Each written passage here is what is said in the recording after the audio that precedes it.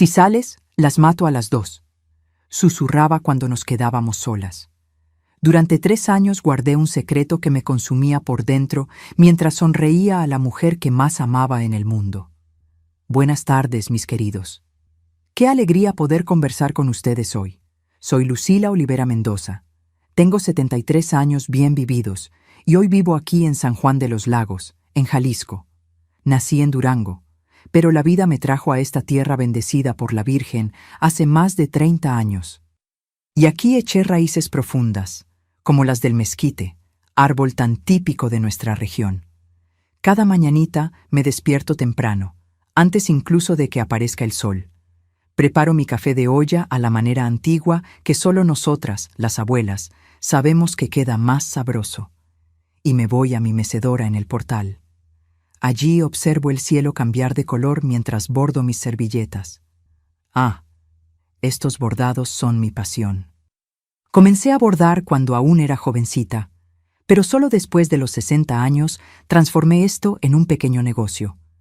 Vendo mis bordados en el mercadito de la Plaza de la Basílica, todos los domingos después de misa. Son manteles, servilletas, centros de mesa, todo con dibujos coloridos que cuentan un poco de nuestra cultura mexicana. Cada puntadita lleva una historia, un pedacito de mi vida. Fue mi nieta Mariana quien me animó. Abuelita, sus bordados son obras de arte. Necesita mostrarlos al mundo, decía ella. Y tenía razón. Ahora hasta recibo encargos de turistas que vienen a visitar la Basílica de la Virgen. Mi casita es sencilla, pero acogedora. Las paredes están pintadas de azul clarito. Tengo macetitas con plantas por todas partes. Albahaca, hierbabuena, romero y una colección de santitos que fui juntando a lo largo de la vida.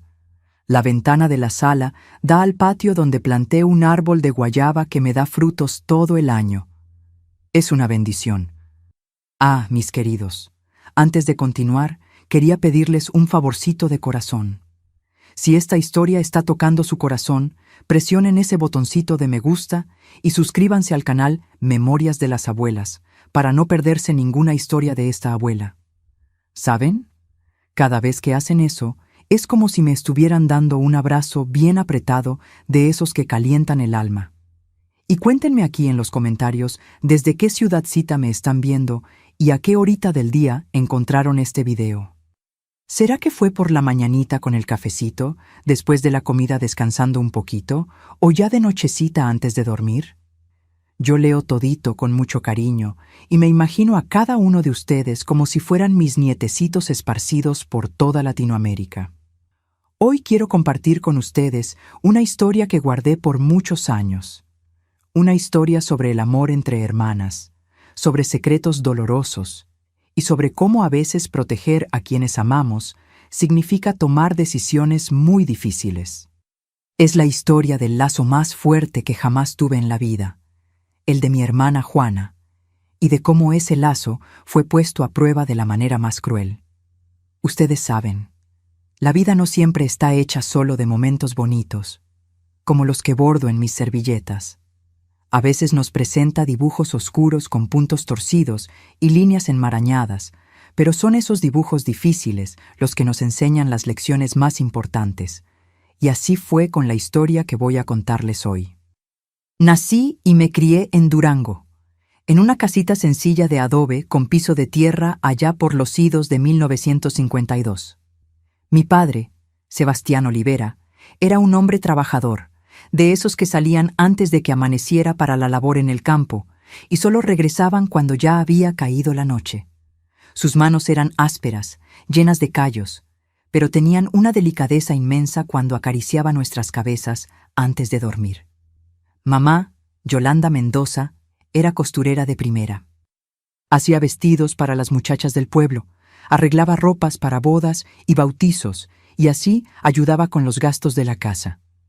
Éramos una familia de 5 hijos, pero Juana y yo éramos las del medio y las más cercanas en edad.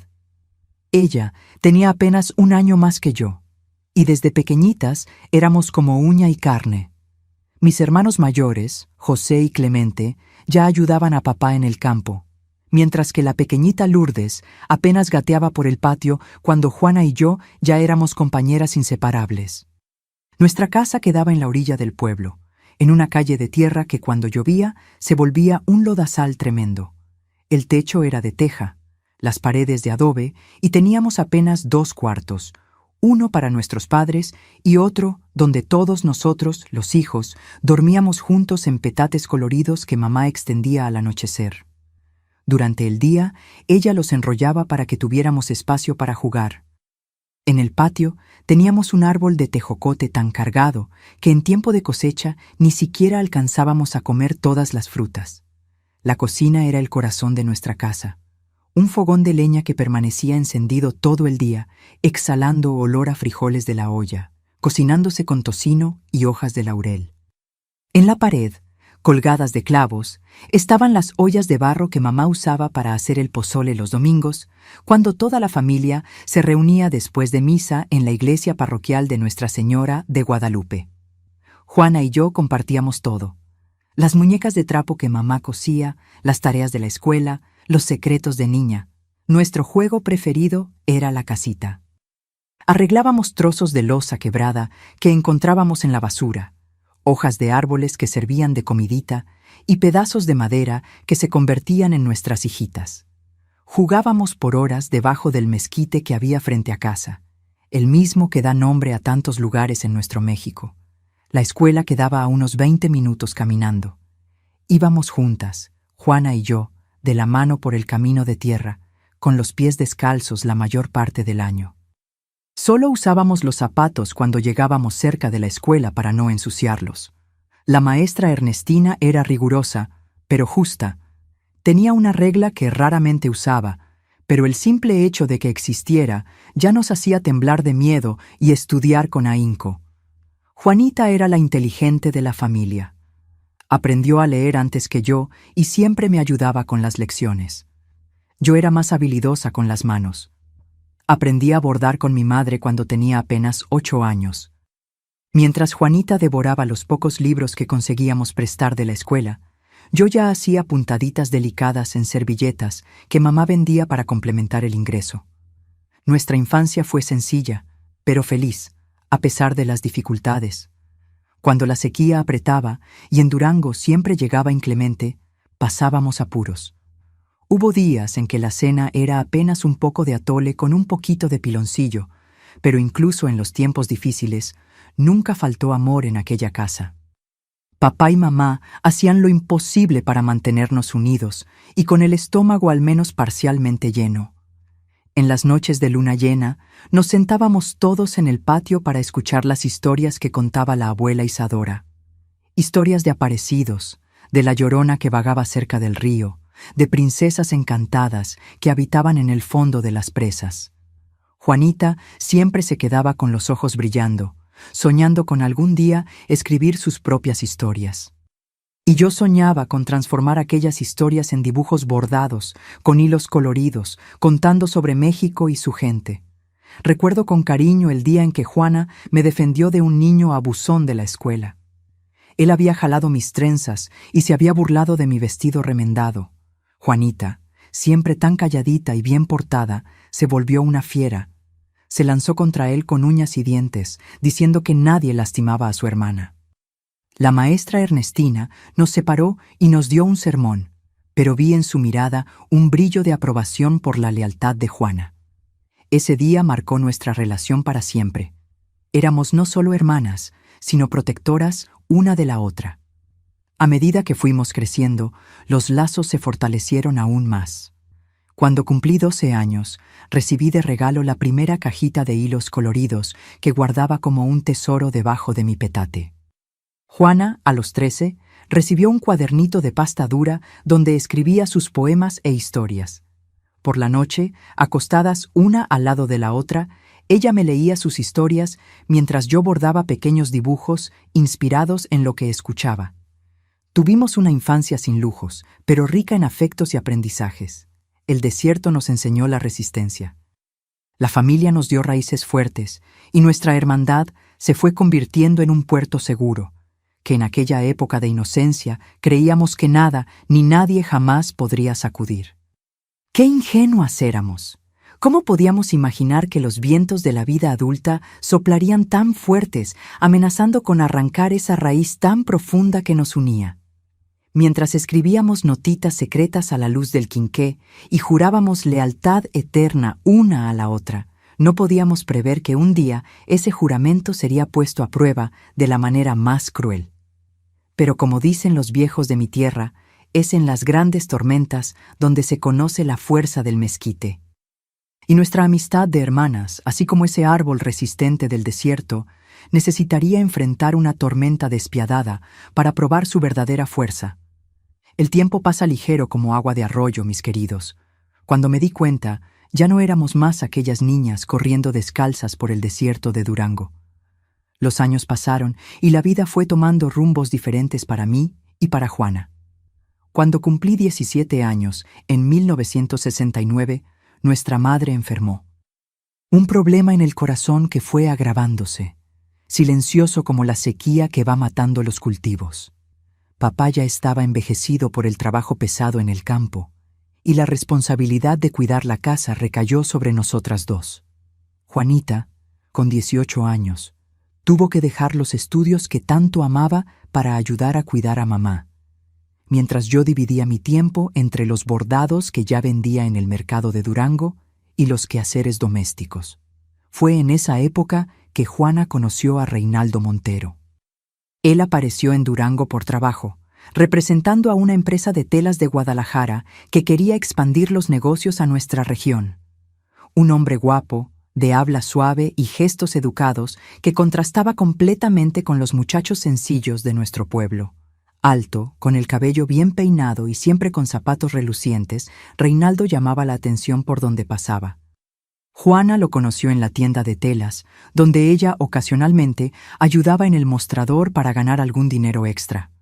Recuerdo como si fuera hoy el brillo en sus ojos cuando volvió a casa aquel día. Lucila, conocí a un muchacho diferente a todo lo que he visto. Habla de una manera que parece gente de telenovela. Sabe todo sobre libros y hasta ha estado en la capital. Al principio, confieso, me alegré por mi hermana. Después de tanto sacrificio cuidando a mamá enferma, Juana merecía un poco de alegría. Reinaldo comenzó a visitar nuestra casa los domingos, siempre trayendo algún detalle, ora un pedazo de queso especial, ora un corte de tela fina para mamá. Papá lo recibía con desconfianza, típica de hombre del campo que no se impresiona fácilmente con gente de la ciudad grande, pero hasta él fue cediendo poco a poco ante la aparente educación y respeto de Reinaldo.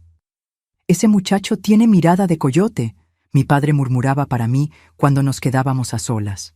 «Muy meloso, muy lleno de historias».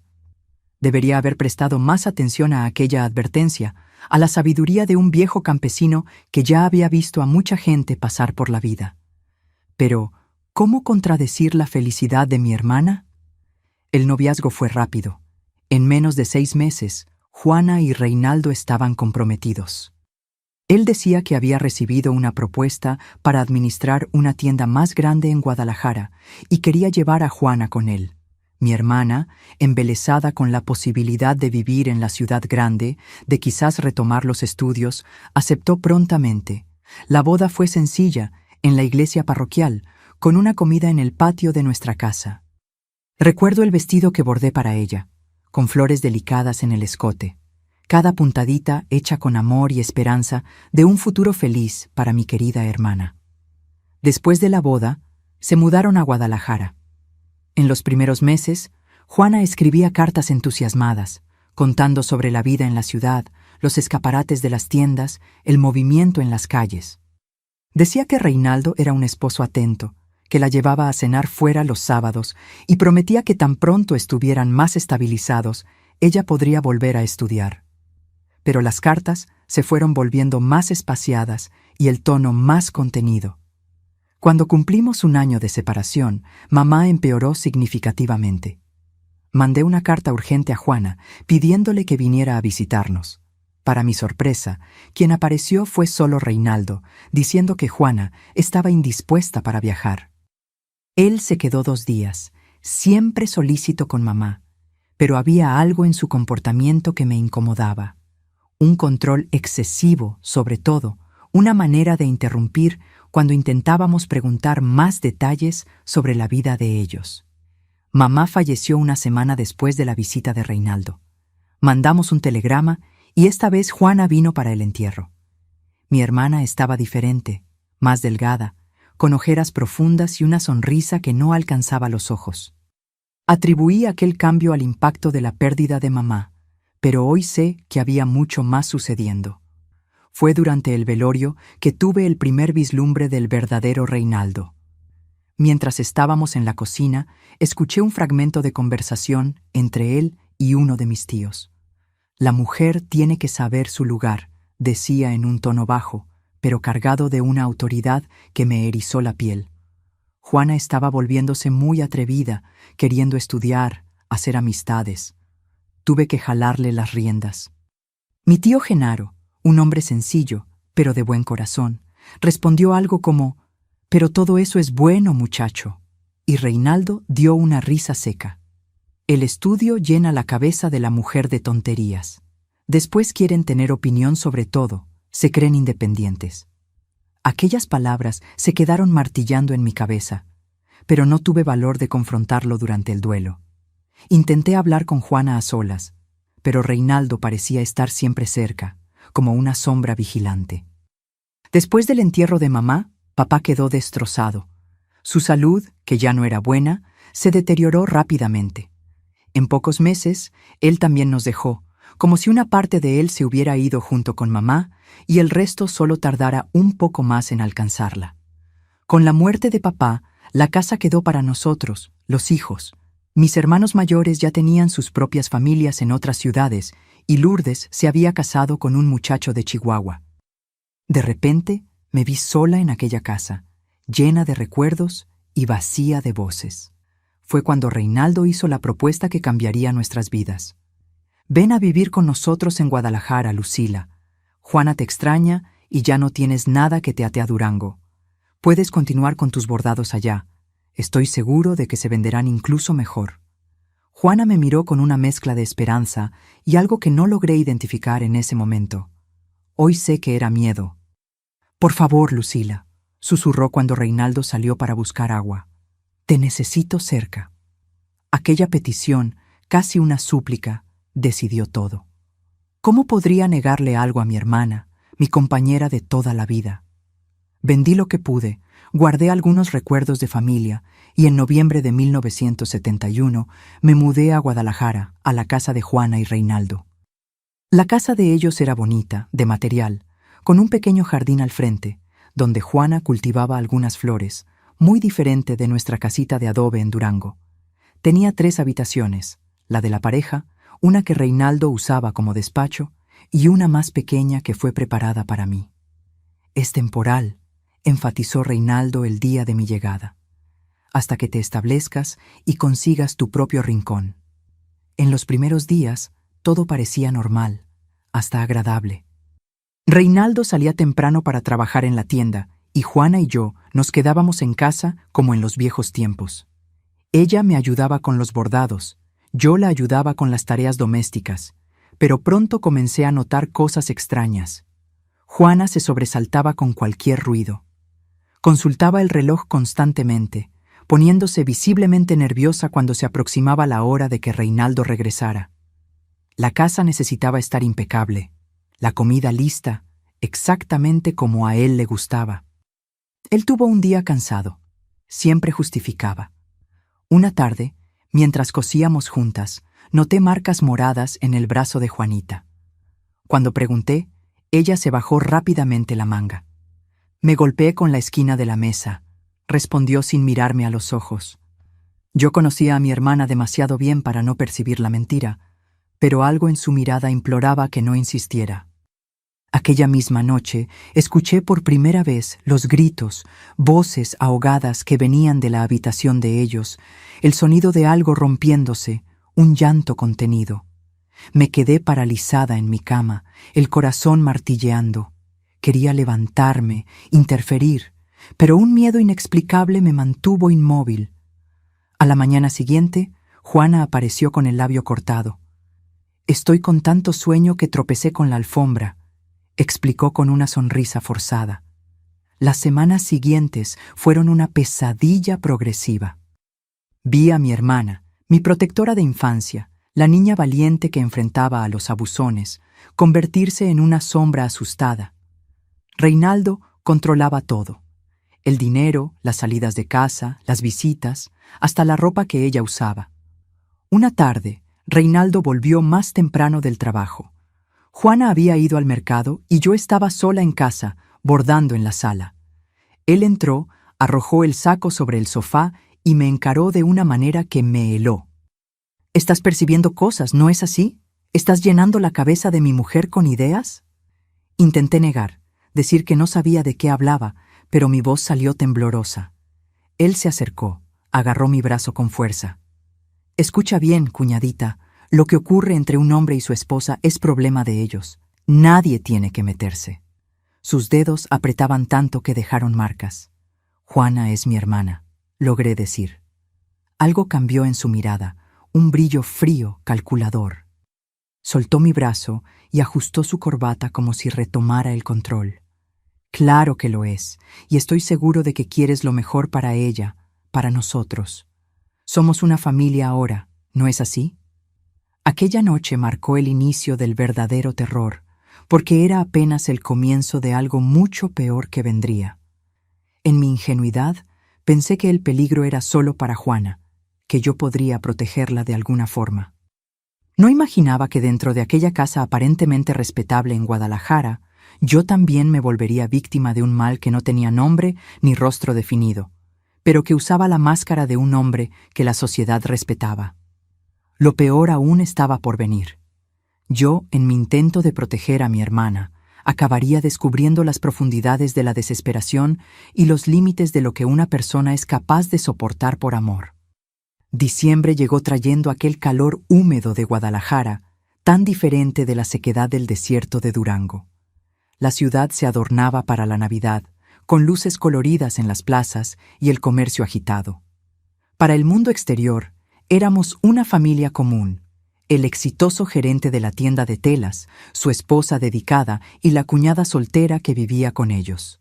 Nadie podría imaginar lo que ocurría tras las paredes de aquella casa de esquina en la calle de los Naranjos. Las primeras semanas de diciembre transcurrieron en una tensión silenciosa. Reinaldo parecía más calmado. Hasta trajo regalos para nosotras dos: un pañuelo de seda para Juana y un juego de hilos coloridos para mí. «Para que la Navidad sea más alegre», dijo con aquella sonrisa que no alcanzaba los ojos. Juana sonrió de vuelta, una sonrisa mecánica que yo ya conocía bien. Yo agradecí, pero no conseguí mirarlo a los ojos. En la segunda semana de diciembre, él anunció durante la cena: «Voy a necesitar viajar por negocios a Monterrey. Estaré fuera 3 días». Vi el alivio momentáneo en los ojos de Juana, pero pronto sustituido por una sombra de preocupación. Años después, entendería el porqué. El día del viaje, Reinaldo llamó a Juana a la habitación antes de salir. Me quedé en la sala arreglando mis bordados, intentando escuchar la conversación ahogada. Cuando él salió, cargando una pequeña maleta, besó a Juana en la frente, un beso que más parecía una marca de propiedad. «Cuida bien de la casa, volveré el viernes». Se detuvo frente a mí, aquellos ojos fríos evaluándome. «Y tú, cuñadita, cuida bien de mi esposa». Había una amenaza velada en aquellas palabras, aparentemente gentiles. Tan pronto como el coche se alejó, fue como si un peso saliera de nuestros hombros. Juana y yo nos miramos, y por primera vez en mucho tiempo vi una sonrisa genuina en su rostro. Aquella noche nos sentamos en el portal como lo hacíamos cuando éramos niñas, tomando café y conversando sobre cosas simples. Por un momento fue como si el tiempo hubiera retrocedido. Juanita hasta se rió cuando conté historias de las clientas de la feria de bordados. «¿Recuerdas a la abuela Isadora?», preguntó. «Ella siempre decía que nada nos separaría». Nos quedamos en silencio, pensando en la promesa de nuestra infancia, que ahora parecía tan distante. Estaba a punto de hacer preguntas que hace mucho quería hacer sobre los moretones, sobre el comportamiento de Reinaldo, cuando Juana se levantó abruptamente. «Estoy cansada. Vamos a dormir».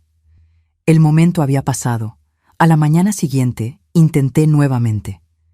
Estábamos en la cocina preparando la comida cuando pregunté, fingiendo casualidad: «Juana, ¿eres feliz?». Ella dejó caer la cuchara que sostenía. Se quedó en silencio por un tiempo que pareció interminable antes de responder, sin voltearse hacia mí. «La felicidad es un lujo, Lucila. Aprendí a contentarme con lo que tengo. Pero los moretones, los gritos por la noche, Juanita, puedes contarme, soy tu hermana». Ella finalmente se volvió, lágrimas corriendo silenciosamente por su rostro. Él no es quien pensamos que era, pero ya es demasiado tarde. Abracé a mi hermana con fuerza, sintiendo su cuerpo temblar. Nunca es demasiado tarde, podemos irnos, volver a Durango, empezar de nuevo. Juana se apartó, secando las lágrimas con el dorso de las manos. Había algo de derrotado en ella que me rompió el corazón. «Tú no entiendes. Él tiene contactos, tiene influencia. Dijo que si yo intentaba irme, me encontraría donde quiera que fuese». «Él no puede hacer eso», exclamé indignada.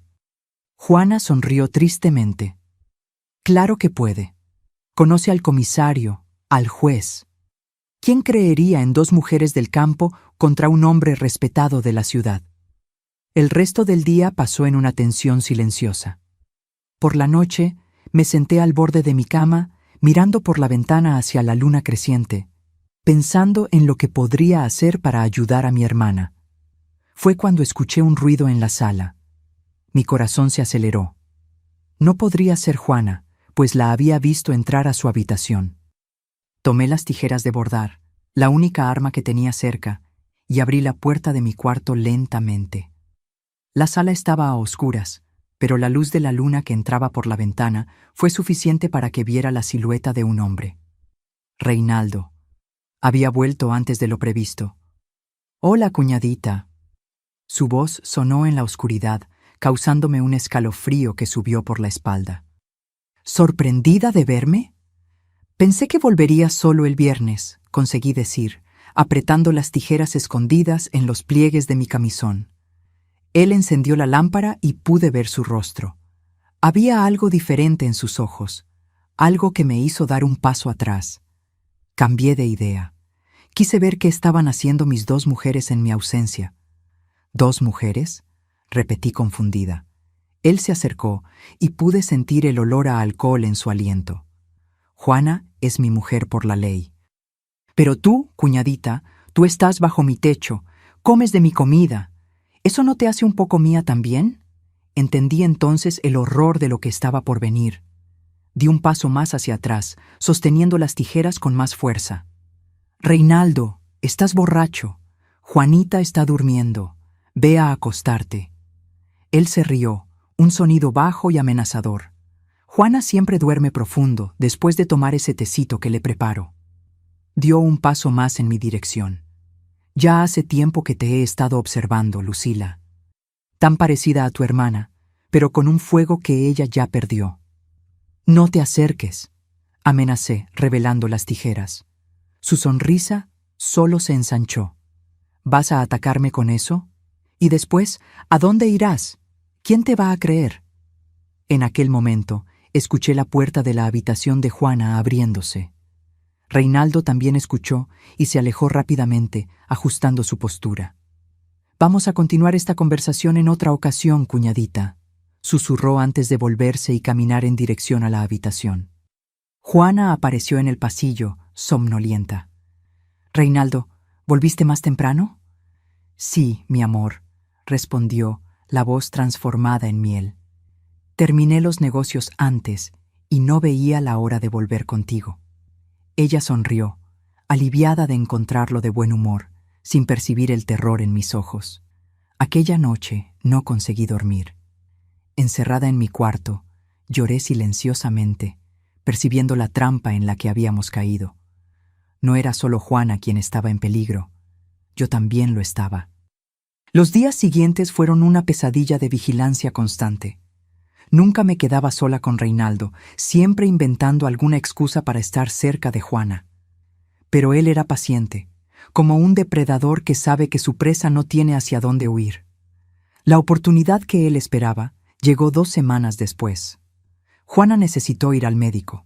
Las caídas frecuentes estaban causando dolores que no pasaban. Reinaldo insistió en que fuera sola, diciendo que necesitaba quedarse en casa para esperar una entrega importante. Tan pronto como Juana salió, sentí el pánico crecer. Me encerré en la habitación, fingiendo estar con dolor de cabeza. No tardó mucho en escuchar los golpes en la puerta. «Lucila, abre la puerta, necesitamos hablar». «Estoy enferma, Reinaldo, podemos hablar después». Golpeó con más fuerza. «Abre esa puerta ahora, o te vas a arrepentir». Lo que ocurrió después todavía me causa pesadillas. La puerta cedió bajo sus golpes. Él entró, cerró la puerta tras de sí. Los minutos siguientes fueron un borrón de lucha, gritos ahogados, dolor y una vergüenza que parecía consumir mi alma. Cuando terminó, él se arregló calmadamente, como si nada hubiera ocurrido. Parado en la puerta, se volvió hacia mí, encogida en la esquina de la cama. «Si cuentas una sola palabra de esto a Juana, si su sonrisa desaparece por tu culpa, las mato a las 2. Haré que parezca un asalto. Nadie jamás sabrá la verdad». La frialdad en su voz me convenció de que hablaba en serio. No era una amenaza vacía, era una promesa. Cuando Juana volvió, me encontró en la cama, supuestamente con una fuerte gripe. En los días que siguieron, hice lo posible para esconder mi desesperación. ¿Cómo podría contarle a ella? ¿Cómo podría añadir ese peso a la carga que ya llevaba? Y así comenzó mi propio infierno personal. Durante meses viví una mentira, sonriendo a mi hermana durante el día, aterrorizada por la noche. Reinaldo era cuidadoso, nunca dejaba marcas visibles. Siempre escogía momentos en que Juanita estaba fuera o fuertemente medicada con los remedios para dormir que él le proporcionaba. El abuso continuó, convirtiéndose en una rutina terrible. A veces, semanas pasaban sin incidentes, dándome la falsa esperanza de que había terminado. Entonces, cuando menos lo esperaba, allí estaba él nuevamente, recordándome mi lugar en aquella casa. Intenté huir una vez. Junté algunas ropas, un poco de dinero que había ahorrado de mis bordados y planeé tomar un autobús hacia Ciudad de México a la mañana siguiente. Pero Reinaldo lo descubrió. Nunca supe cómo. Tal vez vio mi atado escondido. Tal vez percibió algo en mi comportamiento. Aquella noche entró en mi habitación cargando las ropas que yo había separado. ¿Planeando un viaje, cuñadita? El miedo me paralizó. Él se acercó, arrojando las ropas encima de mí. «Si sales por esa puerta, lo primero que haré será desquitarme con Juanita. ¿Quieres eso? ¿Quieres que tu hermana pague por tu traición?» Aquella noche el castigo fue peor que lo habitual. Cuando terminó, susurró en mi oído: «No tienes a dónde ir. Tú me perteneces ahora, igual que Juana». Los meses se transformaron en un año, después 2. Viví en un estado de desesperación constante, viendo a mi hermana decaer un poco más cada día, sintiendo mi propia alma fragmentarse. Mis bordados, antes llenos de colores y vida, se volvieron monótonos, mecánicos. Las clientas en el mercado comentaban el cambio, pero yo solo sonreía y decía que estaba experimentando un nuevo estilo.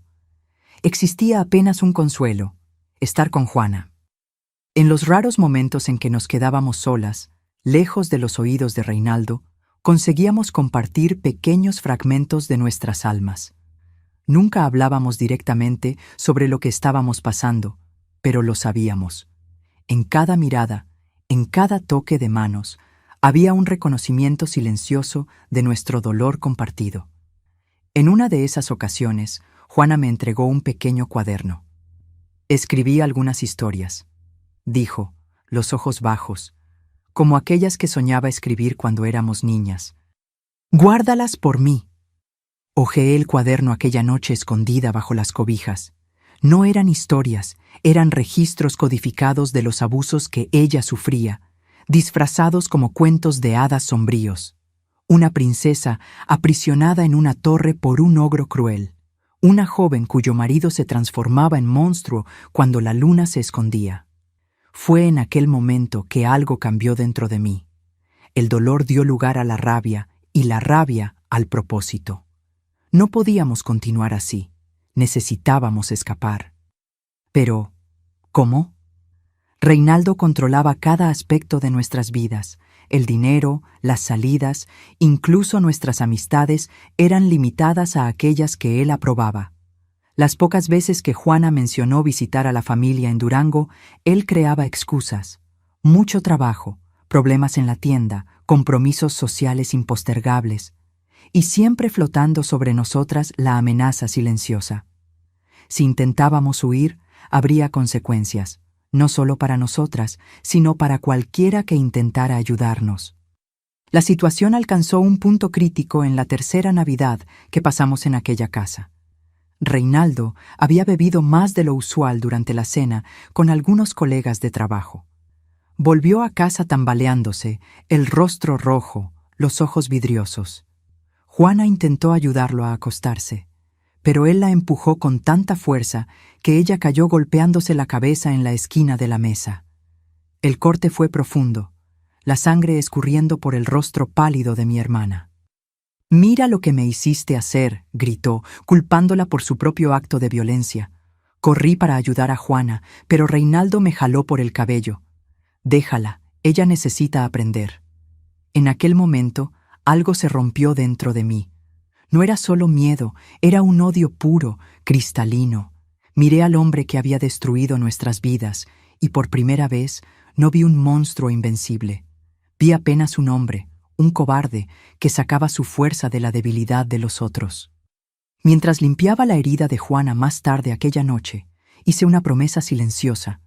Encontraría una manera de liberarnos, no por una fuga desesperada que nos pondría en peligro aún mayor, sino por un plan cuidadoso, paciente, que garantizaría nuestra seguridad.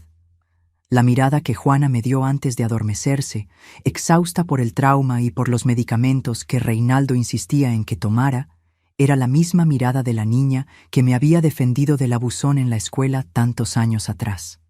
Solo que ahora los papeles estaban invertidos. Era mi turno de defenderla. Aquella noche de Navidad, acostada en mi cama, escuchando los ronquidos de Reinaldo en la habitación de al lado, comencé a formular un plan. No sería rápido ni fácil. Exigiría paciencia, astucia y, sobre todo, valentía. Yo tenía un plan, y por primera vez en 3 años sentí algo que había olvidado: esperanza. Enero de 1975 llegó con lluvias torrenciales en Guadalajara. Las goteras en el techo de la sala recordaban lágrimas incesantes, como si la propia casa llorara por las historias que albergaba. La herida en la frente de Juana había cicatrizado, dejando una marca blanquecina. Una cicatriz más visible para acompañar las tantas invisibles que cargábamos. Reinaldo parecía más irritable desde el incidente de Navidad. Sus negocios no iban bien. Lo escuché discutiendo por teléfono sobre mercancías no entregadas, clientes insatisfechos. La presión en el trabajo significaba más tensión en casa, y tanto yo como Juana andábamos de puntillas tratando de no provocar su ira. Fue un miércoles gris cuando todo llegó al límite. Reinaldo llegó a casa más temprano, empapado por la lluvia y echando humo de rabia. Aparentemente, un cargamento importante de telas se había perdido en una inundación en el camino a Guadalajara, y los proveedores se negaban a asumir la pérdida. «¡Café!», gritó al entrar, arrojando el saco mojado sobre el sofá. Juana corrió a la cocina mientras yo permanecía en la habitación, bordando un juego de servilletas para un encargo.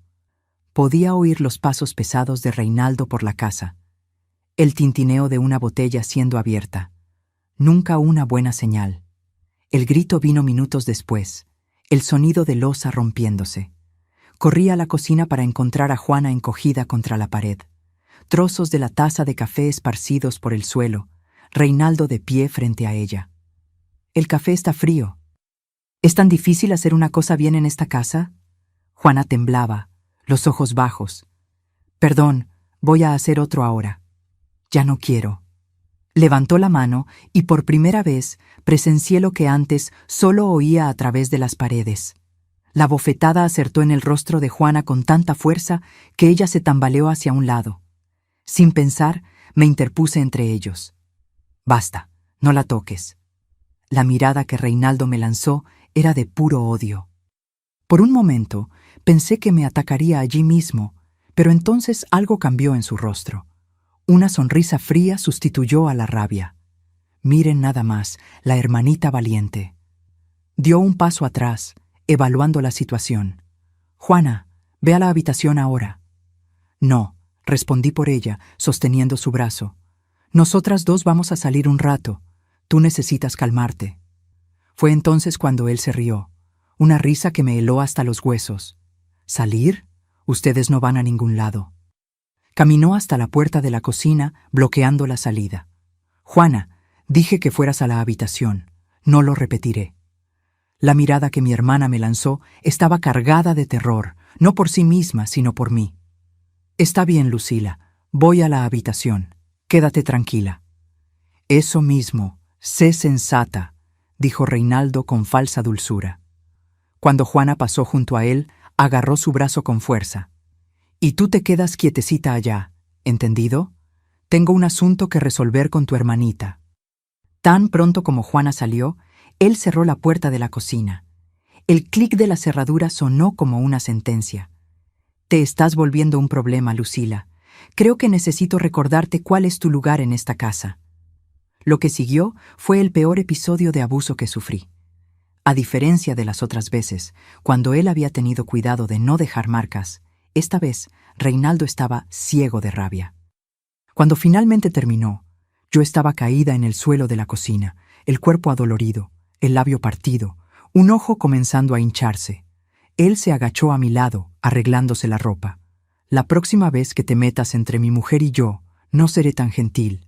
Limpia este desorden antes de que Juana lo vea. Después de que salió, me quedé allí, el sabor metálico de la sangre en la boca, sintiendo un dolor que iba más allá de lo físico. No era solo el cuerpo magullado, era algo más profundo, como si parte de mi alma hubiera sido arrancada. Me arrastré hasta el baño, evitando que Juana me viera en aquel estado. Bajo la ducha, dejé que el agua llevara las lágrimas que ya no podía contener. Fue allí, sintiendo el agua caliente mezclarse con la sangre, que tomé mi decisión final. Aquello no podía continuar. Necesitábamos salir. No importaba cómo, no importaba el costo. Era salir o morir lentamente en aquella casa. Cuando salí del baño, encontré a Juana esperando en el pasillo, el rostro pálido y preocupado. Lucila, ¿qué te hizo? Intenté desviar la mirada, pero era demasiado tarde. Ella vio mi rostro hinchado, el labio cortado.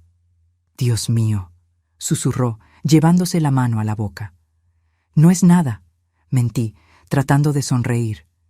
Juana me llevó a su habitación, cerrando la puerta silenciosamente. Es por mi culpa, dijo, las lágrimas escurriendo. Él te está haciendo esto por mi culpa. No, Juanita, él hace esto porque es un monstruo. No es tu culpa. Ella se sentó al borde de la cama, los hombros caídos en derrota. Él me dijo lo que haría si intentáramos huir. Dijo que tiene amigos en la policía, que nadie nos creería. Me senté a su lado, ignorando el dolor que recorría mi cuerpo. Juana, mírame. Esperé hasta que sus ojos encontraran los míos. ¿Recuerdas cuando éramos niñas en Durango? ¿Cuando me defendiste de aquel niño abusón? Ella asintió levemente. ¿No tuviste miedo entonces? Dijiste que nadie lastimaría a tu hermana. Éramos niñas, Lucila. Las cosas son diferentes ahora. No, no lo son. Somos las mismas niñas. El mismo valor está dentro de nosotras. Sostuve sus manos, apretándolas con fuerza. Vamos a salir de aquí, Juana. No mañana, no después, sino en cuanto sea seguro. Tengo un plan. La mirada que me dio estaba cargada de duda y miedo. ¿Qué plan? Él nos encontrará, lo sabes. No si lo hacemos correctamente. Bajé la voz, aunque sabía que Reinaldo no estaba en casa. Había salido poco después del incidente, probablemente para beber. No podemos simplemente huir, necesitamos hacerlo de una manera en que él no pueda seguirnos. Aquella noche, después de que Juana tomó el medicamento para dormir que Reinaldo siempre le daba, me quedé despierta pensando. La ventana de mi habitación daba al patio trasero, donde la lluvia caía incesantemente. Recordé algo que mi padre solía decir cuando enfrentábamos las sequías en Durango. Hasta la tierra más dura un día recibe agua. Es solo cuestión de paciencia. Paciencia. Era lo que necesitaba ahora. No una fuga impulsiva que nos pondría en riesgo inmediato, sino un plan meticuloso que garantizara nuestra seguridad a largo plazo.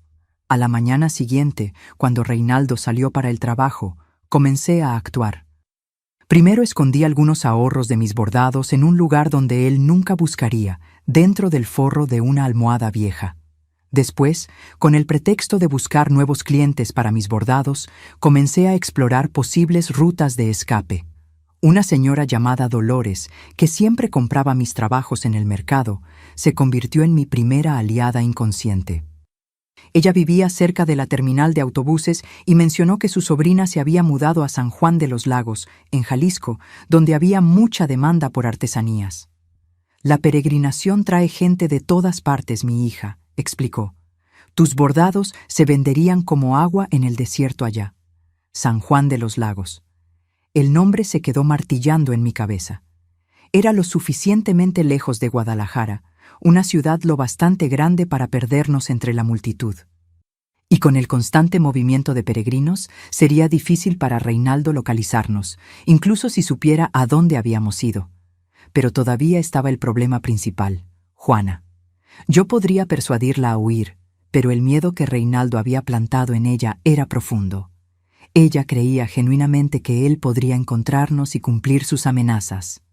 La solución surgió de forma inesperada, 2 semanas después del incidente en la cocina. Reinaldo dejó caer de su bolsillo un sobre mientras se cambiaba. Juana, cumpliendo su papel de esposa sumisa, fue a guardarlo con las otras correspondencias cuando notó que era una carta de una mujer. Mi querido Reinaldo, comenzaba la carta. Los días sin ti son interminables. Apenas puedo esperar tu próxima visita a Monterrey. Juana me mostró la carta con manos temblorosas aquella noche, mientras Reinaldo estaba en una reunión de negocios. Él tiene otra mujer, susurró, los ojos agrandados de asombro. La revelación no me sorprendió. Un hombre como Reinaldo ciertamente tendría otros secretos oscuros, pero vi en la carta una oportunidad. Juana, esta puede ser nuestra oportunidad. ¿Oportunidad de qué? ¿De confrontarlo? Él lo negaría todo y después, no, nuestra oportunidad de comenzar a desarmarlo. Una idea comenzó a formarse en mi mente. Un plan no solo para huir, sino para garantizar que Reinaldo no pudiera seguirnos. ¿Cómo así? Necesitamos pruebas contra él, cosas que puedan ser usadas si él intenta perseguirnos. En las semanas siguientes, me convertí en una investigadora silenciosa de la vida de Reinaldo.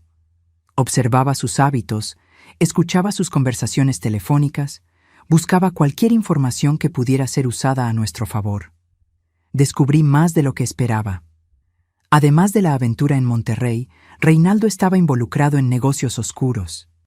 Encontré facturas adulteradas escondidas en su despacho, cartas de cobranza de acreedores, incluso un documento que sugería desvío de mercancías de la tienda. Mientras recolectaba estas evidencias, continué alimentando mi plan de fuga. Me comuniqué discretamente con una prima lejana que vivía en San Juan de los Lagos, contándole una versión suavizada de nuestra situación. Ella prometió ayudarnos si conseguíamos llegar allá. El momento decisivo llegó en marzo de 1975. Reinaldo anunció que haría un viaje de 3 días a Monterrey, probablemente para visitar a su amante. Era la oportunidad perfecta. La noche anterior a su partida, tomé la decisión más difícil de mi vida.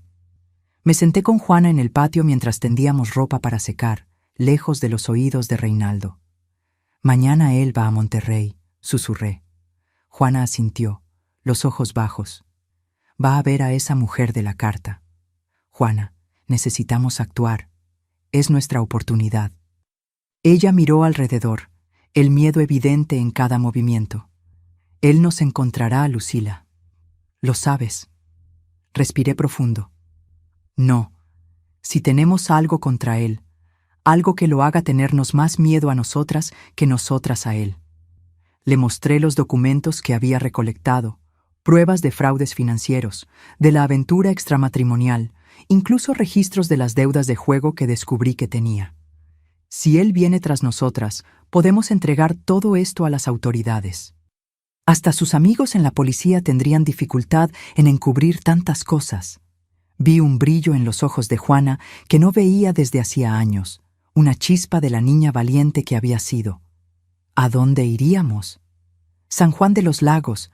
Tengo una prima allá, Natalia. Ella consiguió un lugar para que nos quedemos, al menos al principio. Está lejos. Exactamente, por eso es perfecto. Aquella noche, mientras arreglábamos las maletas de Reinaldo para su viaje de negocios, tramábamos nuestra propia fuga. Escondidas bajo los dobleces de sus trajes estaban nuestras esperanzas de libertad. Al día siguiente, después de despedirse con su habitual beso frío en la frente de Juana, Reinaldo partió. Tan pronto como el coche dobló la esquina, comenzamos los preparativos finales.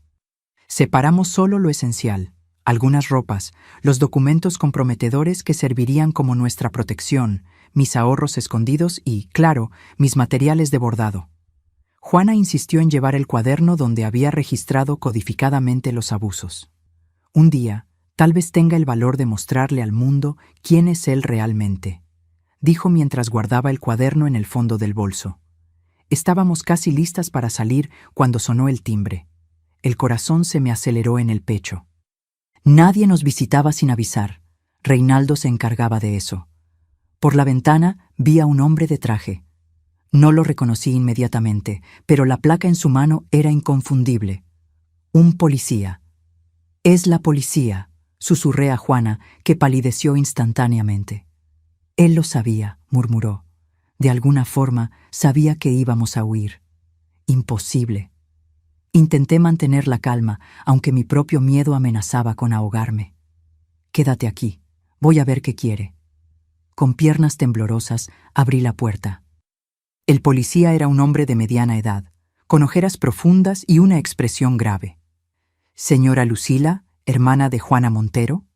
Asentí, incapaz de hablar. «Necesito hablar con la señora Juana. Es sobre su esposo, Reinaldo Montero». Juana apareció detrás de mí, agarrando mi brazo con fuerza. «¿Qué pasó con Reinaldo?» El policía se quitó el sombrero, un gesto que reconocí inmediatamente como preludio de malas noticias. «Señora, lamento informarle que su esposo sufrió un accidente en la carretera a Monterrey. El coche se salió de la pista durante la tormenta y él...» No necesitó terminar. La expresión en su rostro lo decía todo. Reinaldo estaba muerto. Las horas siguientes pasaron en un borrón surreal. Recibimos los detalles del accidente. Aparentemente, Reinaldo conducía a alta velocidad, bajo lluvia fuerte. El coche volcó varias veces y él murió al instante. Nadie más estaba involucrado.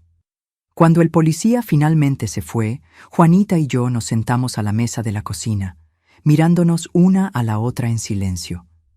No había lágrimas, no había gritos de desesperación, como sería esperado de una viuda. Había apenas un vacío, una incredulidad y algo más que no conseguía nombrar. «Acabó», Juanita susurró finalmente. «Él realmente se fue». Tomé sus manos sobre la mesa. Estaban heladas. «Sí, acabó». Aquella noche dormimos en la misma habitación, como lo hacíamos cuando éramos niñas en Durango, acostadas una al lado de la otra, mirando al techo, procesando el giro inesperado que el destino nos había traído. «¿Qué hacemos ahora?», Juana preguntó en la oscuridad.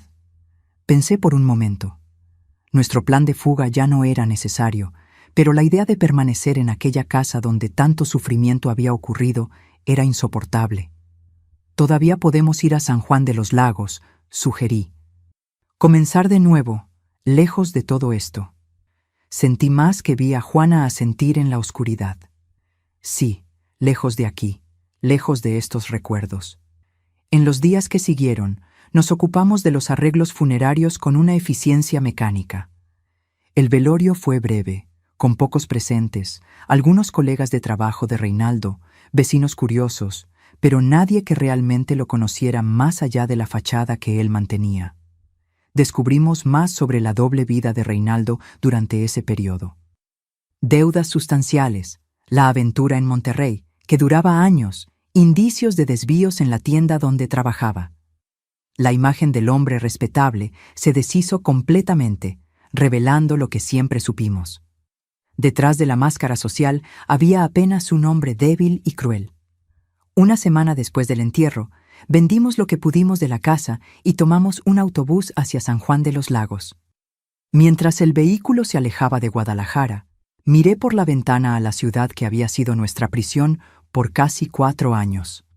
La muerte de Reinaldo no borró lo que vivimos. Las cicatrices, tanto físicas como emocionales, permanecerían con nosotras.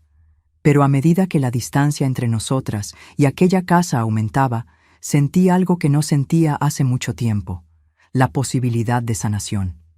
Juana se durmió con la cabeza en mi hombro durante el viaje. Su rostro, por primera vez en años, parecía en paz. Mirándola, hice una promesa silenciosa.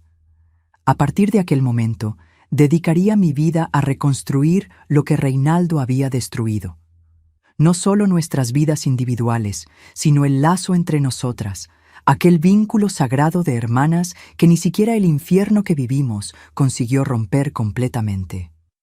El camino a San Juan de los Lagos era largo, pero cada kilómetro nos alejaba del pasado y nos acercaba a una posibilidad que casi habíamos olvidado: la libertad. Y era eso lo que importaba ahora, no lo que perdimos, sino lo que podríamos reconstruir juntas. El viaje de Guadalajara hasta San Juan de los Lagos duró más de 4 horas. El autobús se sacudía en las carreteras con baches del interior, parando en pequeños pueblos en el camino. Cada parada nos alejaba más del pasado y nos acercaba a una nueva vida que aún no conseguíamos imaginar completamente. Llegamos a San Juan de los Lagos una mañana de abril de 1975. La ciudad estaba en preparación para las peregrinaciones, que ocurrirían el mes siguiente en honor a la Virgen de San Juan. Las calles próximas a la basílica ya mostraban el movimiento típico de vendedores ambulantes y fieles que llegaban con anticipación.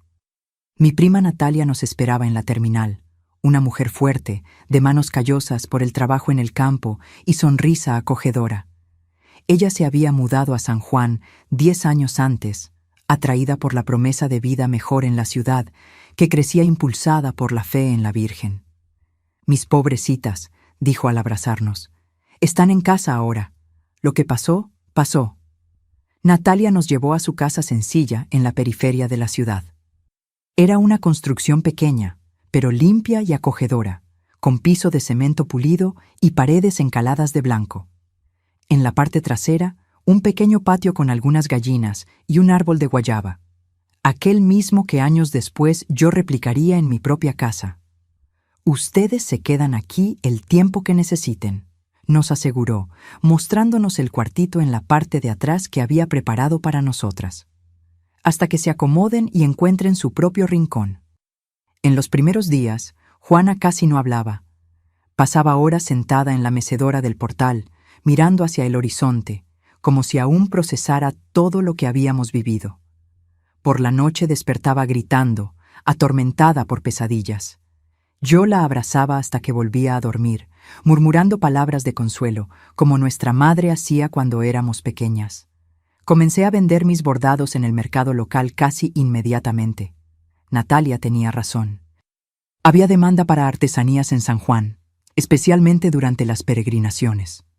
Me instalaba en un rinconcito de la plaza de la Basílica los domingos, exhibiendo manteles, servilletas y paños de cocina, con los dibujos coloridos que siempre hicieron mi estilo único. Poco a poco, conquisté una pequeña clientela.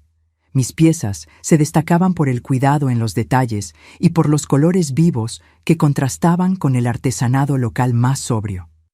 Una señora llamada Ramona, dueña de una pequeña tienda de recuerdos para peregrinos, comenzó a encargarme piezas regularmente.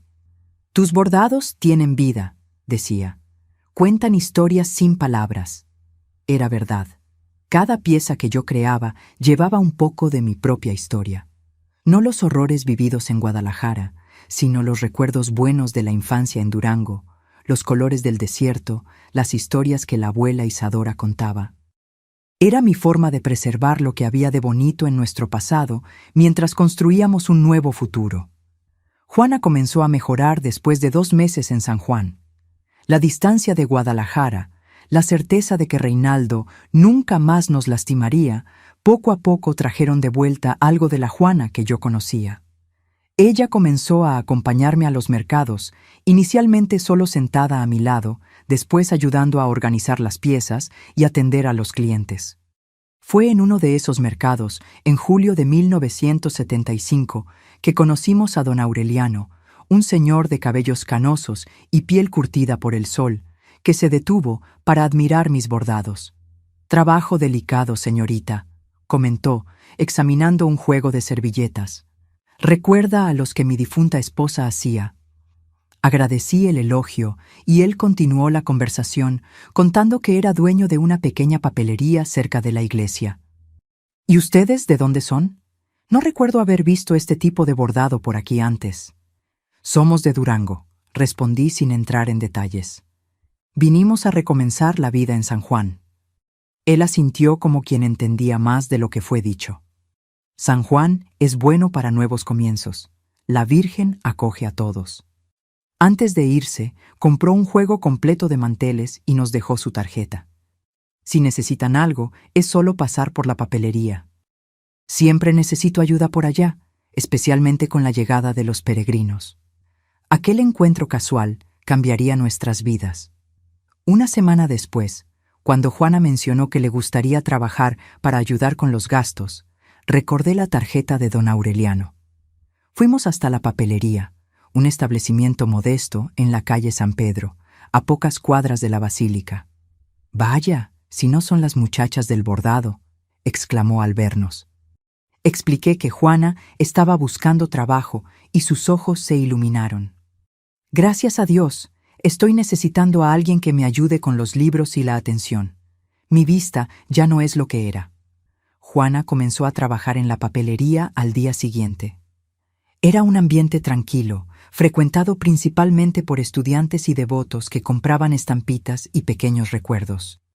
Don Aureliano era un patrón amable, respetuoso, que nunca levantaba la voz o hacía exigencias descabelladas, lo opuesto a todo lo que Reinaldo representaba. Poco a poco vi a mi hermana recuperar no solo la salud física, sino también algo de su espíritu, el brillo en los ojos, el interés por los libros que vendía en la papelería, incluso una sonrisa ocasional que iluminaba su rostro. Ella pasaba horas organizando los estantes, leyendo en los momentos de calma, descubriendo nuevamente el placer en las palabras que tanto amaba en su juventud. En septiembre de aquel año, con el dinero que conseguimos ahorrar, alquilamos una casita sencilla en el mismo barrio donde Natalia vivía. Era pequeña, apenas 2 habitaciones, una sala, cocina y un baño, pero era nuestra, el primer lugar que podíamos verdaderamente llamar hogar desde que salimos de la casa de nuestros padres en Durango. El día de la mudanza, cuando trajimos nuestras pocas cosas y arreglamos las habitaciones, Juana lloró. No eran lágrimas de tristeza, sino de alivio, de gratitud. Sentadas en el suelo de la sala vacía, con solo 2 colchones y una mesa pequeña que Natalia nos dio, hicimos una comida simple de frijoles con tortillas. ¿Recuerdas cuando éramos niñas y jugábamos a la casita?, Juana preguntó, sonriendo entre las lágrimas. Usábamos pedazos de losa quebrada y hojas del patio. Y ahora tenemos nuestra propia casa de verdad, completé, sosteniendo su mano. Gracias, Lucila, susurró. Por no desistir de mí, por haber sido fuerte cuando yo no podía serlo. Aquella noche marcó un nuevo comienzo para nosotras dos. No éramos más víctimas huyendo de un pasado terrible. Éramos sobrevivientes construyendo un futuro. Los meses se transformaron en años. Mi negocio de bordados creció y pronto estaba enseñando la técnica a otras mujeres de la comunidad. Juana continuó en la papelería, eventualmente asumiendo la gerencia cuando don Aureliano comenzó a tener problemas de salud más serios. En 1978, 3 años después de nuestra llegada a San Juan, ocurrió algo que no esperábamos. Don Aureliano, entonces con 67 años, viudo hacía más de una década, pidió la mano de Juana en matrimonio. «Sé que soy demasiado viejo», dijo durante una cena en nuestra casa. «Y entenderé perfectamente si la respuesta es no, pero quiero que sepa que la respeto y admiro más que a cualquier persona que haya conocido». Juana me miró como si pidiera permiso o consejo.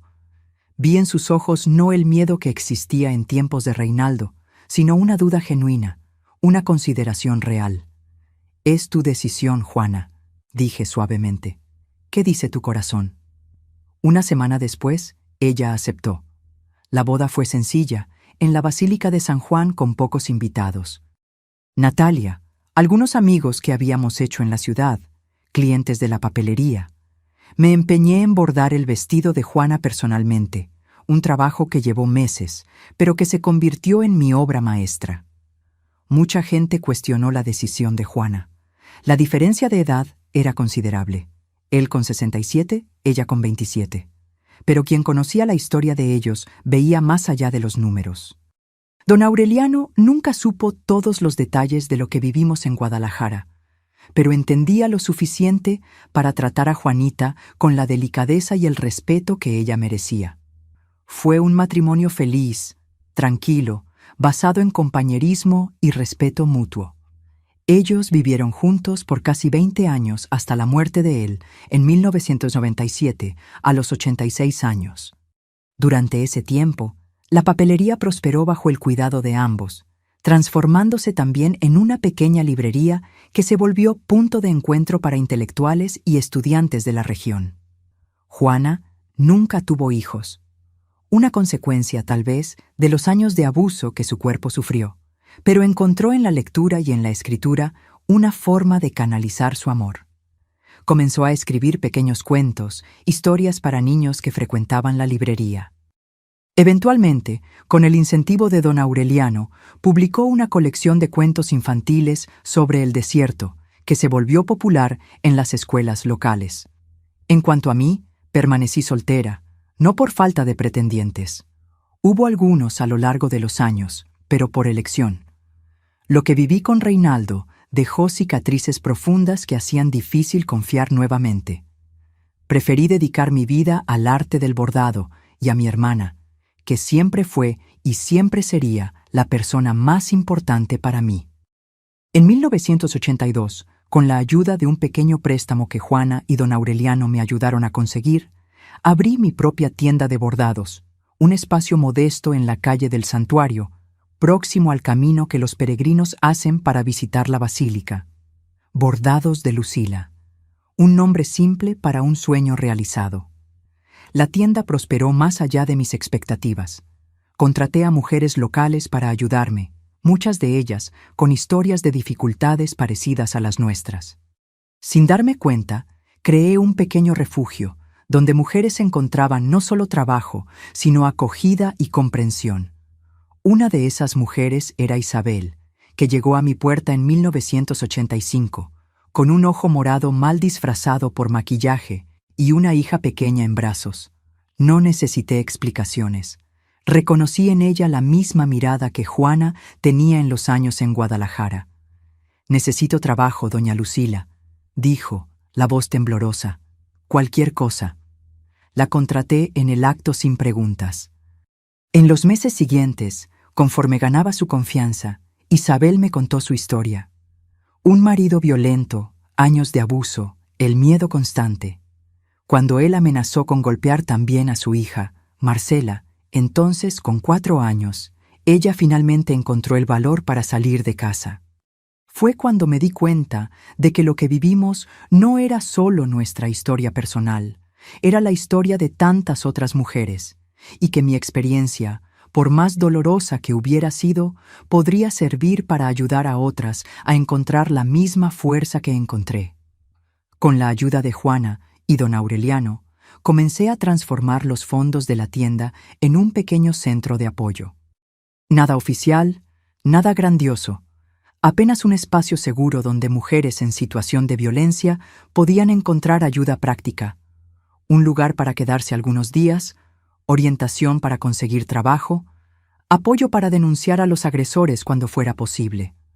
Hicimos todo discretamente, siempre teniendo cuidado para no atraer atención negativa. San Juan era una ciudad conservadora, y muchos aún creían que en pelea de marido y mujer nadie debía meterse.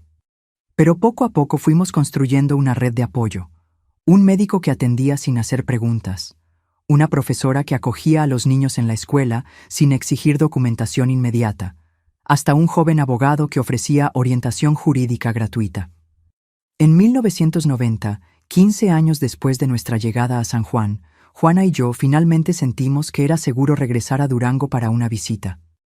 Casi todos los familiares ya habían fallecido o se habían mudado, pero queríamos revisitar la casa de la infancia, cerrar aquel capítulo de nuestras vidas adecuadamente.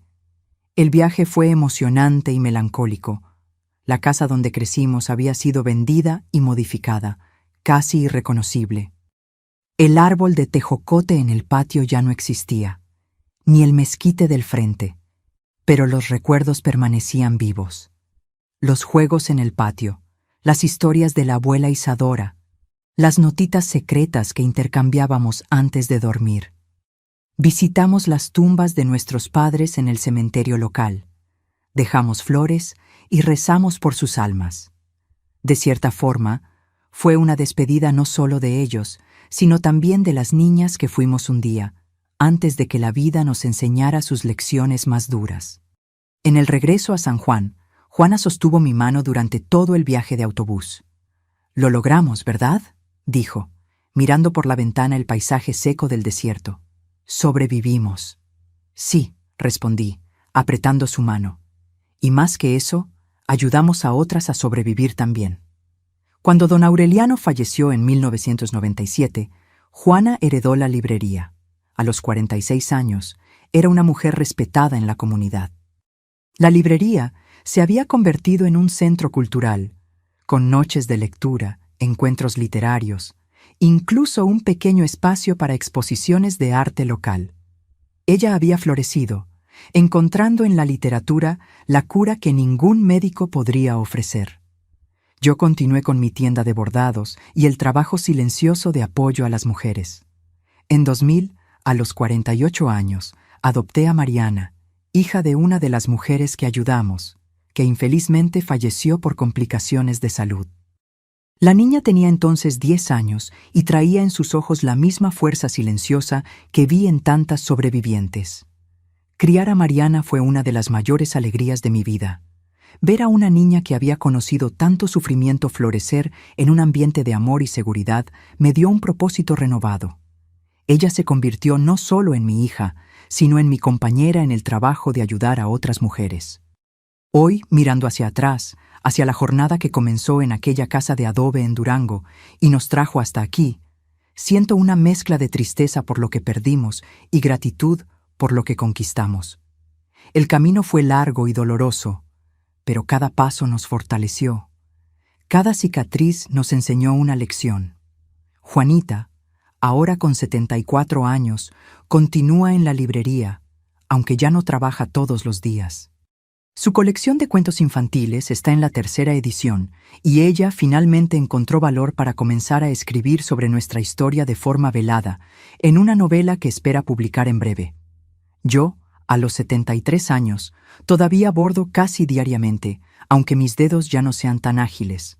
La tienda ahora es administrada principalmente por Mariana, que expandió el negocio para incluir cursos y talleres. El trabajo con mujeres en situación de violencia creció y se formalizó. Ahora tenemos una pequeña asociación oficialmente registrada que ofrece refugio temporal y capacitación profesional. Nuestro plan de fuga de Guadalajara, que parecía tan desesperado en aquella época, se transformó en algo mucho mayor de lo que podríamos imaginar. La tragedia que vivimos se convirtió en la semilla de esperanza para tantas otras mujeres. Como dice Juana en uno de los poemas que escribió recientemente, del dolor más profundo nació el árbol más alto, aquel que hoy da sombra a quien necesita descansar. Y así, cada día, continuamos nuestro trabajo silencioso de sanación, no solo de nuestras propias heridas, sino de las heridas de tantas otras que, como nosotras, buscan un nuevo comienzo. Y así, mis queridos, llegamos a los días de hoy. El calendario marca 2025 y ya son 50 años desde que llegué a San Juan de los Lagos aquella mañana de abril. ¿Quién diría que aquella joven asustada, con una maleta pequeña y el corazón lleno de cicatrices, encontraría no solo refugio, sino un verdadero hogar en estas tierras bendecidas por la Virgen? Mi rutina diaria ahora es tranquila, como conviene a una señora de 73 años. Despierto siempre antes del sol, un hábito que nunca perdí desde los tiempos de niña en Durango. Preparo mi café de olla, de esos que la modernidad trata de sustituir por máquinas complicadas, pero que nada se compara al sabor y al ritual. Mientras el agua hierve en el fogón, abro las ventanas de mi casita en la calle de las Flores. Es una casa sencilla, pintada de azul claro, con un portal al frente, donde tengo mi mecedora preferida. Compré esta casa en 2005, después de vender la tienda a Mariana. Quería un lugar pequeño, acogedor, donde pudiera pasar mis años de vejez con dignidad e independencia. El patio trasero es mi pequeño paraíso particular. Tengo un árbol de guayaba que da frutos todo el año, algunas matas de albahaca, hierbabuena y romero que uso para tés y para perfumar la casa. En las mañanas de domingo, antes de ir a misa en la basílica, recojo algunas hojas frescas y las esparzo por las habitaciones, una costumbre que aprendí de mi madre y nunca abandoné. Después del café, me siento en el portal con mis bordados. Aún con la vista ya no tan buena y los dedos menos ágiles, no consigo pasar un día sin bordar. Es como si cada puntada conectara el presente al pasado, manteniendo viva la memoria de todo lo que viví y de todos los que amé. La tienda Bordados de Lucila continúa en pie, ahora en las manos competentes de Mariana. Mi hija transformó el pequeño negocio que comencé en una empresa respetada, con piezas vendidas hasta en otros estados. Ella mantuvo el nombre y la esencia del trabajo, pero trajo innovaciones, cursos en línea, participación en ferias nacionales de artesanía, hasta un sitio web donde nuestros bordados pueden ser comprados por gente de todo el mundo. Mariana se casó con Leandro, un profesor de historia de la escuela local, y me dio 2 nietecitos que son la luz de mis días, Joaquín, de 8 años, y Laura, de 6. Ellos vienen a visitarme casi diariamente, generalmente después de la escuela.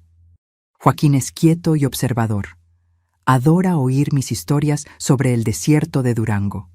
Laura, por otro lado, es pura energía. Ya aprendió las primeras puntadas de bordado e insiste en que va a ser una artista igual que la abuela. Los martes y jueves aún voy a la tienda para enseñar bordado a mujeres atendidas por nuestra asociación, Bordando Futuros. Lo que comenzó como un trabajo informal de apoyo, creció y se profesionalizó. Hoy, la organización tiene sede propia, empleados fijos y alianzas con organismos públicos.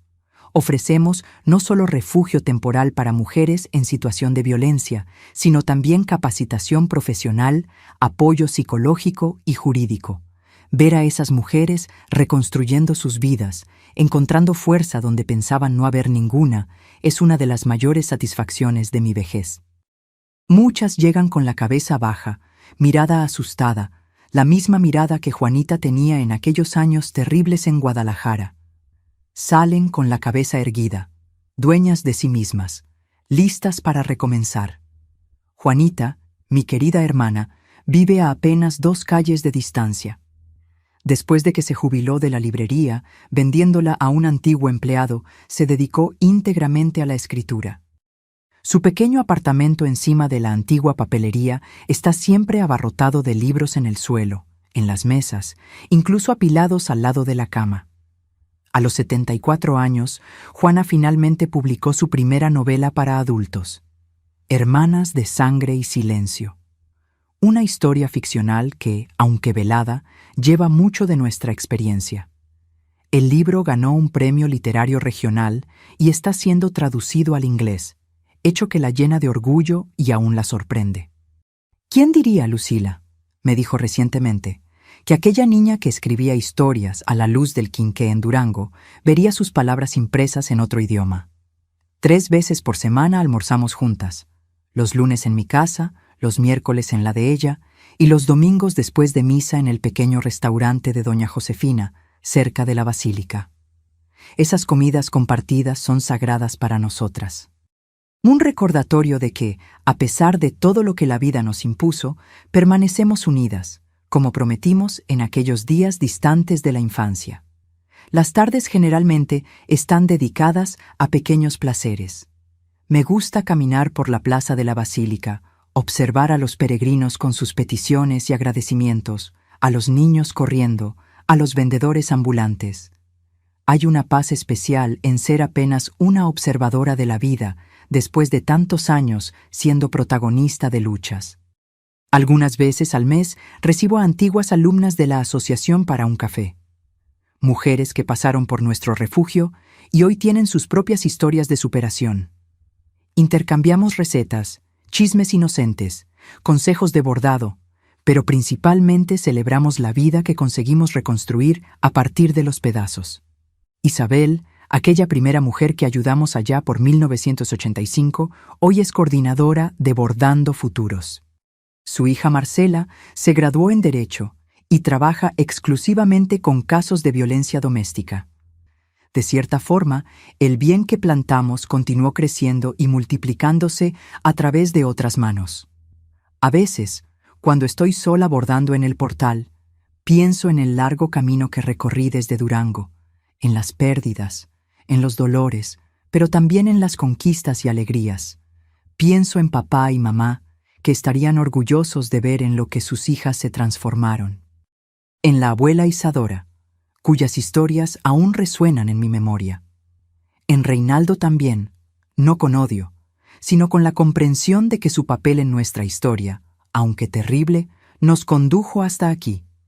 Hay días, claro, en que los recuerdos de los tiempos difíciles regresan. Sueños inquietos, donde estoy nuevamente en aquella casa en Guadalajara, escuchando pasos en el pasillo, momentos en que un gesto brusco, un tono de voz más alto me hacen sobresaltar, como si parte de mí aún viviera en estado de alerta constante. Pero esos momentos son cada vez más raros. Como dice Juana en uno de sus poemas, el tiempo no borra las cicatrices, pero las transforma en mapas que muestran de dónde vinimos. En las noches de verano, cuando el calor del desierto persiste aún después de la puesta del sol, me siento en el portal con mis nietecitos. Joaquín siempre pide la misma historia, la del mezquite resistente, que ni la mayor sequía consigue matar. Laura prefiere oír sobre las princesas valientes que se salvan a sí mismas, sin necesitar príncipes. Nunca les conté a ellos la historia completa de lo que vivimos Juana y yo. Un día, cuando sean mayores, tal vez comprendan las entrelíneas de la novela de su tía abuela. Por ahora, prefiero que conozcan solo a la abuela Lucila, que borda flores coloridas, hace galletas de canela en las tardes de domingo y tiene siempre un regazo acogedor para sus pequeñas tristezas infantiles. La vida me enseñó que algunas historias necesitan ser contadas en el momento correcto, cuando los oídos y el corazón están listos para recibirlas. También aprendí que el silencio, cuando es escogido por nosotras y no impuesto por el miedo, puede ser una forma de poder. Mi casita en San Juan de los Lagos está siempre con las puertas abiertas. Vecinos entran y salen trayendo un pedazo de pastel, llevándose un esqueje de planta, compartiendo las novedades del barrio.